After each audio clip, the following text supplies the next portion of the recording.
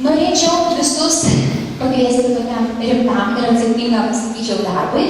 Norėčiau pristatyti mūsų Kauno rajono Neveronių bendruomenės centro ataskaitą už 2010 metus. Bendruomenės centro nariai padėjo rengti sportinės rungtynes žiūrovams bei pasirūpino dovanėlėmis. Sveikata žmonėms yra svarbu, todėl planuojame rengti įvairių susitikimų, seminarų, mokymų ir panašiai.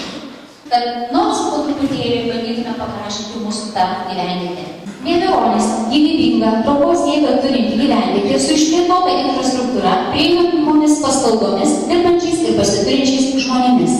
Šiandien sausio 20 dieną Neveronių bendruomenės centras suorganizavo gražų renginį. Tai yra Neveronių bendruomenės centro ataskaitinį susirinkimą. Jame dalyvavo daug garbių svečių, kitų bendruomenių, savivaldybės, mūsų seniūnijos institucijų atstovai. Džiaugiamės visais, džiaugiamės neveroniškiais. Nuveiktų darbų pas mus pakankamai gausus skaičius. Todėl džiaugiamės tuo, ką mes pasiekėm, kad pasirengėme jau plėtros planą kitų metų.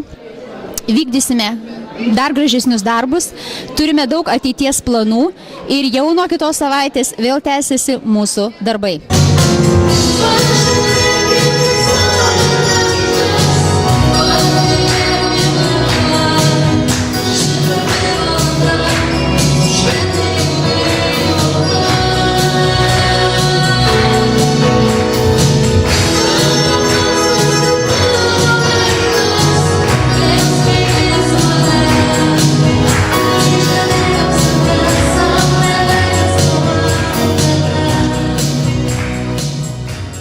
Norėčiau Neveronių bendruomenės centrui palinkėti viso ko geriausio, kad jų siekiai, svajonės, tikslai išsipildytų, o žmonės vietiniai pastebėtų tos iniciatyvius, gerus žmonės, kad juos tiesiog skatintų savo gerų žodžiu, nes gerumas visuomet grįžta.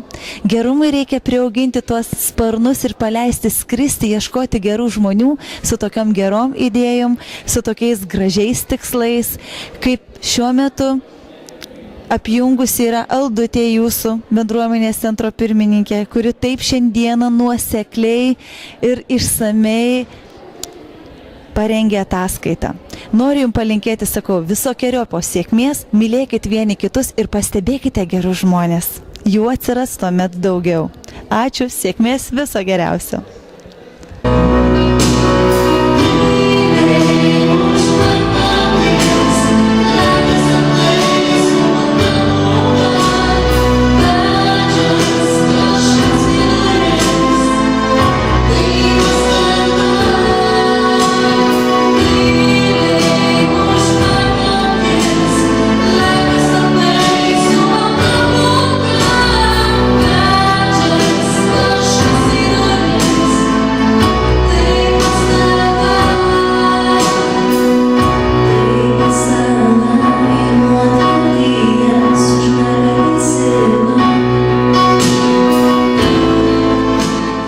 Iš tikrųjų, be galo džiaugiuosi, kad turėjau galimybę šiandieną susipažinti su Neveronių bendruomenės centro organizuota veikla ir pasidžiaugti tuo darbu, tuo kryptingu darbu ir noru burti bendruomenę, būti tos bendruomenės ašimi, tenkinant šitų žmonių poreikius, socialinius, kultūrinius, rengiant įvairius projektus nukreiptus į šito krašto žmonių gyvenimo kokybę, į sveiką gyvenseną, į įvairius edukologinius projektus. Galiausiai daug dėmesio skirta buvo moksleivių jaunimo užimtumui ir ugdymui. Tikrai džiaugiamės, kad galim Kauno rajono savivaldybė dalyvauti šituose projektuose ir didelę dalim remti.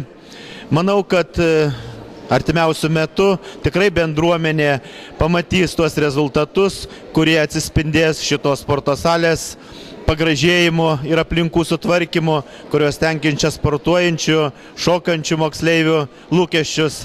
Taip pat laukia dideli projektai šito krašto žmonių vandentvarkos srityje ir per artimiausius metus bus investuota per 6 milijonus litų. Tai pagerės vandens kokybė, nuotekos bus tvarkomos. Taip pat reikėtų atkreipti dėmesį, kad bus sprendžiami ir moksleivių užimtumo, tai būtent sporto aikštelės, stadiono ateityje statybos darbai. Na ir suprantama, kad šitą bendruomenę labiausiai neramina mokyklos likimas, kuo būti, ar būti pagrindinė mokykla, progimnazija, ar būti vidurinė mokykla, kuri būtų ateityje akredituota į gimnaziją. Tai aš norėčiau pasakyti, kad viskas šitos bendruomenės rankose, moksleivių, mokytojų, tėvų, ir jie patys yra savo mokyklos šeimininkai. Galėtume tik dar kartą padėkoti šitai bendruomeniai, kad čia ugdymo kokybė atitinka reikalavimus, kad ir praeitų metų brandos egzaminų rezultatai liudija, kad ir nedidelės mokyklos geba išleisti savo auklėtinius, kurie įvertinami šimtukais, tą parodė Neveronių auklėtiniai 2, tą parodė Kulautuvos, ir greuna tą mitą, kad tik didelėse mokyklose gali būti pasiektos aukštos, kokybiškos žinios. Aš tikrai džiaugiuosi šitą mokyklą, šitais pedagogais, moksleiviais, linkėčiau jums sėkmės ir žinoma linkėčiau geresnių ateityje ugdymosi aplinkų ir sąlygų.